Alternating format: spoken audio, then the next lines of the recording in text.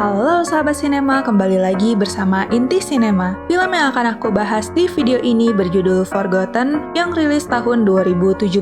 Berkisah tentang seorang lelaki berumur 21 tahun bernama Jin-suk yang tinggal bersama ibunya, ayahnya, dan kakaknya bernama Yosuk. Suatu hari Yosuk diculik. Setelah belasan hari, Yosuk kembali ke rumah dan tidak mengingat apapun. Tapi Jin-suk merasa ada yang aneh dengan sikap Yosuk dan merasa ia adalah orang lain. Sebenarnya apa yang dialami Yosuk dan apakah benar yang kembali bukan kakak Jin-suk? Sebelum mulai, bantu Mimin yuk dengan subscribe Inti Sinema supaya Mimin makin semangat buat kontennya. Yuk tonton alur ceritanya hingga akhir.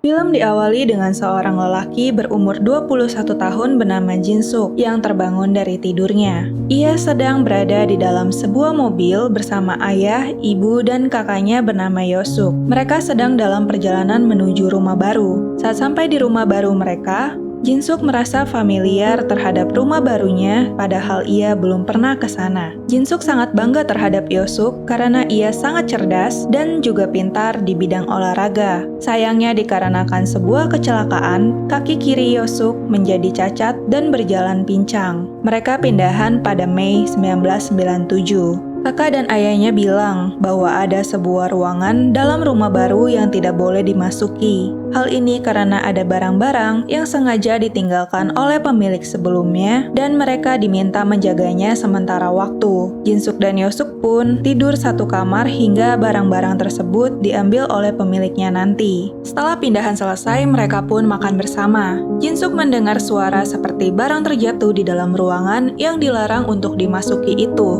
Namun itu hanya perasaan Jin-suk saja, karena anggota keluarga lain tidak mendengar suara apapun. Ketika malam harinya, Jin-suk yang akan tidur tiba-tiba mendengar suara aneh dari ruangan itu lagi. Ia pun memberanikan diri mendekati ruangan itu. Ketika Jin-suk akan membuka pintu ruangan itu, Yosuk sudah berdiri di belakangnya dan bilang bahwa itu hanya rekayasanya saja karena malas belajar. Yosuk pun mengajak Jin-suk keluar rumah untuk mencari udara segar. Malam itu hujan deras. Tiba-tiba Yosuk mendapat telepon dari ayahnya dan akan membantu ayahnya untuk mencari sesuatu. Yosuk pun meminta Jin-suk menunggu sebentar, sedangkan ia akan pulang ke rumah sebentar dan segera kembali lagi. Yosuk pun berjalan menuju rumah, namun tiba-tiba ada beberapa orang yang menculiknya. Jin-suk mencoba mengejar mobil yang menculik Yosuk, tapi tidak terkejar, sehingga ia menghafalkan nomor plat mobil tersebut, yaitu 07Z8911. Jin-suk pun kembali ke rumah untuk memberitahu ayah dan ibunya bahwa Yosuk diculik. Esok harinya, polisi menginvestigasi Jin-suk tentang penculikan Yosuk.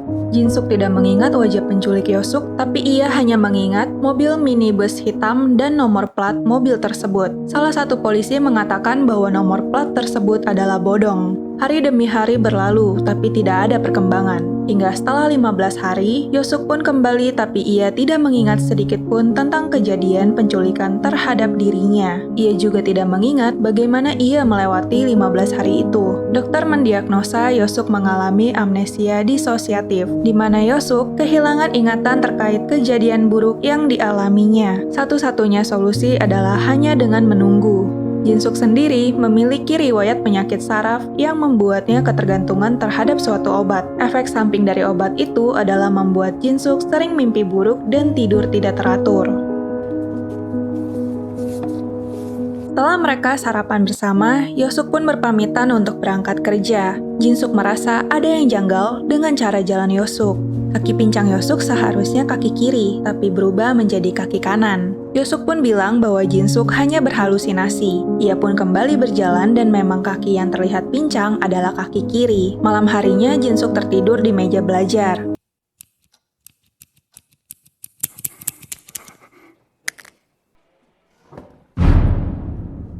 Yosuk pun keluar rumah. Ia melihat Yosuk bisa berjalan normal dan tidak pincang sedikit pun. Yosuk pun menggunakan taksi untuk pergi ke suatu tempat. Jinsuk pun mengikutinya. Di sana Jinsuk melihat dua orang yang sama dengan polisi yang menginvestigasinya terkait penculikan Yosuk. Terlihat dua polisi itu seperti bawahan Yosuk. Jinsuk pun ketahuan oleh dua polisi itu dan ia pun berlari menghindari mereka. Saat Jinsuk sedang bersembunyi, tiba-tiba dari belakang Yosuk membiusnya. Keesokan harinya, Jinsuk terbangun dan anehnya, dia masih di posisi yang sama dengan saat ia tertidur semalam, yaitu di atas meja belajarnya. Terlihat juga Yosuk sedang tertidur di belakangnya. Jinsuk merasa kebingungan, ia merasa kejadian semalam sangat nyata.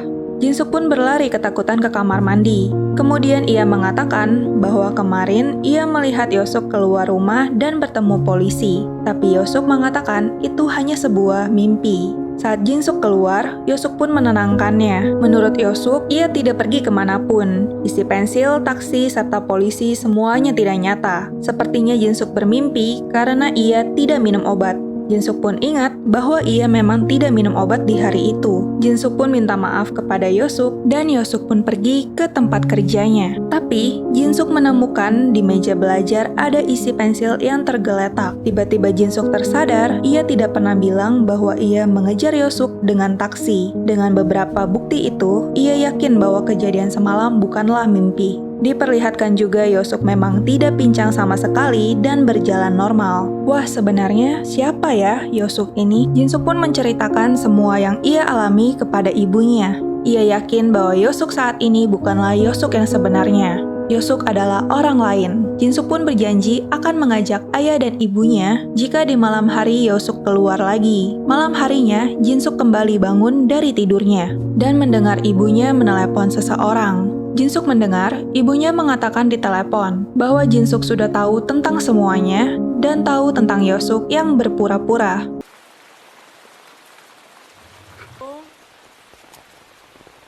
Dikarenakan sangat bingung dengan apa yang terjadi, Jinsuk pun mendatangi kepolisian setempat.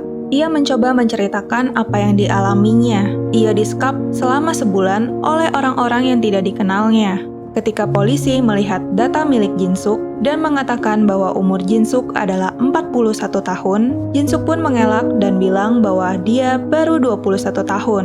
Polisi pun tertawa dan bertanya tahun berapa saat ini. Jinsuk pun menjawab sekarang adalah tahun 1997. Polisi pun menyuruh Jinsuk melihat kalender. Ternyata sekarang adalah tahun 2017. Jinsuk pun semakin kebingungan dan baru menyadari orang-orang telah memakai gadget yang lebih modern. Setelah melihat cermin, Jinsuk pun melihat ia memang sudah terlihat seperti orang berumur 41 tahun.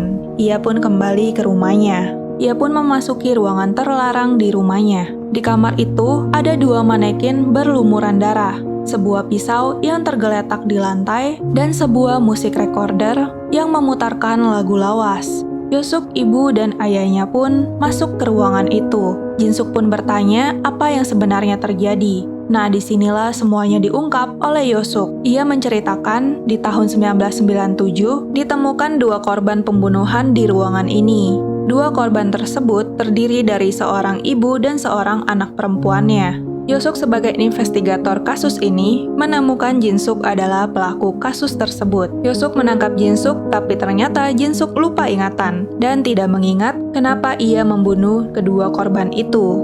Jinsuk juga bilang dia bukan pembunuh dari dua korban itu. Dikarenakan Jinsuk lupa ingatan, Yosuk pun bekerja sama dengan pakar psikologi dan ahli hipnotis. Mereka akan melakukan terapi kepada Jinsuk agar ingatannya kembali. Ahli hipnotis itu membuat alam bawah sadarnya kembali ke masa umur 21 tahun, yaitu pada tahun 1997. Mereka juga membuat Jinsuk untuk rutin mengkonsumsi obat agar bisa mempengaruhi psikologinya. Jadi Jinsuk bukanlah penderita penyakit syaraf, melainkan ia meminum obat yang telah diatur oleh pakar psikologi. Dengan Jinsuk yang telah berhasil masuk ke alam bawah sadar, ia pun kembali ke 20 tahun lalu. Pakar psikologi berperan sebagai ibunya, ahli hipnotis sebagai ayahnya, dan Yosuk sebagai kakaknya dengan harapan bisa mendapatkan kembali ingatan Jinsuk tentang pembunuhan yang dilakukannya. Alasan Jinsuk tidak diperbolehkan masuk yaitu karena ruangan itu sedang direkayasa persis seperti 20 tahun lalu. Inilah yang membuat Jin-suk sering mendengar suara-suara di ruangan itu, karena memang ada anak buah Yeosuk di dalam ruangan itu. Terkait penculikan Yeosuk, ternyata itu bukan bagian dari rencana. Ia ditangkap oleh kepolisian dengan dugaan kekerasan dan penipuan. Rencana mereka hampir gagal, tapi setelah 15 hari, ia terbukti tidak bersalah dan dibebaskan. Jin-suk tetap menyangkal dia bukan pembunuh, dan ia pun lompat dari mobil. Ia pun dikejar oleh Yeosuk dan dua anak buahnya. Yeosuk yang mengejar Jin-suk dengan mobil pun mengalami kecelakaan dan menabrak pohon. Tak lama Jin-suk juga tertabrak mobil. Setelah kecelakaan itu, ingatan Jin-suk kembali. Kejadian sebenarnya adalah Jin-suk 20 tahun lalu memang sedang berada di mobil bersama ayah, ibu, dan kakaknya persis seperti di awal film. Namun kejadian sebenarnya saat itu mobil mereka mengalami kecelakaan yang menyebabkan ayah dan ibunya meninggal, sedangkan kakaknya koma di rumah sakit dan membutuhkan operasi. Jin-suk yang sebatang kara berusaha menyelamatkan kakaknya dengan mencari dana operasi, tapi ia hanya lulusan SMA saat itu, sehingga ia kesusahan mendapatkan pekerjaan. Selain itu, dokter yang menangani kakaknya meminta Jin-suk segera membayar biaya operasi supaya kakaknya bisa selamat. Jin-suk yang terpojok mulai mencari pekerjaan di internet. Hingga suatu hari, Jin-suk mendapatkan chat dari orang asing yang menawarkan pekerjaan dengan bayaran tinggi sebagai pembunuh. Ia diberi waktu hingga besok siang untuk mempertimbangkannya. Jin-suk yang tidak memiliki keahlian di bidang itu pun sangat kebingungan menerima pekerjaan itu atau tidak. Ia sampai tidak bisa tidur. Tapi karena ia sangat ingin menyelamatkan kakaknya, ia pun akhirnya menerima pekerjaan itu. Jin-suk pun ditelepon dan pemberi pekerjaan memintanya membunuh seorang wanita yang tinggal di alamat yang ia sebutkan. Tapi anak-anak dalam rumah itu tidak boleh sampai terluka. Di malam hari, Jin-suk pun masuk ke rumah wanita tersebut tinggal.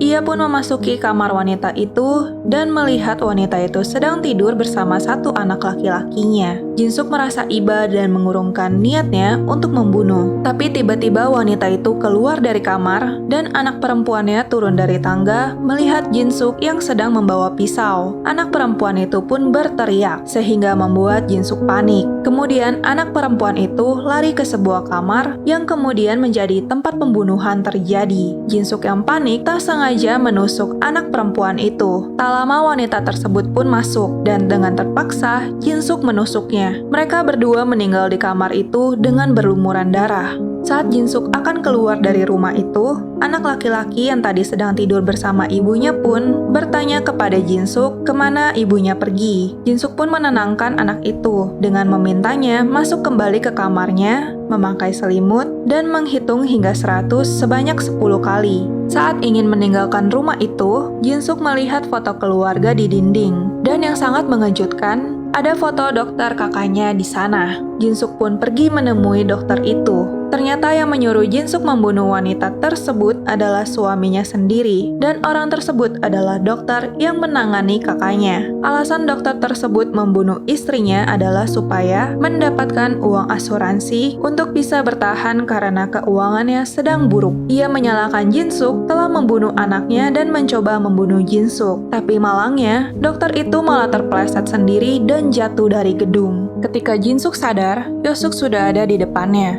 Yeosuk yang akan menyuntikkan cairan ke infus Jin-suk pun kaget karena Jin-suk sudah mengingat kejadian pembunuhan itu. Ia menanyakan kebenaran tentang apakah suami wanita itu sendiri yang menyuruhnya membunuh istrinya karena beberapa waktu lalu ia menerima informasi bahwa si suami membelikan istrinya asuransi sebulan sebelum kematiannya. Fakta pun terungkap, Yeosuk adalah anak laki-laki dari kejadian 20 tahun lalu. Setelah orang tuanya meninggal, harta warisannya direbut oleh keluarga besarnya, dan ia pun dibuang ke panti asuhan. Ia pun bertekad untuk menangkap orang yang membunuh semua keluarganya. Ia pun kesal karena dibiarkan hidup. Jin-suk sangat merasa bersalah dan meminta maaf. Ia tidak mau menambah beban Yeosuk dan mengatakan bahwa ia melakukannya seorang diri dan tidak disuruh siapapun. Tapi Yeosuk tidak mau percaya dan malah semakin depresi. Ia pun berpamitan dengan Jin-suk. Tanpa disangka, Yeosuk memilih bundir dengan lompat dari jendela rumah sakit. Sedangkan Jin-suk mengambil suntikan Yeosuk yang terjatuh dan menyuntikannya sendiri ke badannya. Akhirnya Yeosuk dan Jin-suk pun meninggal bersama.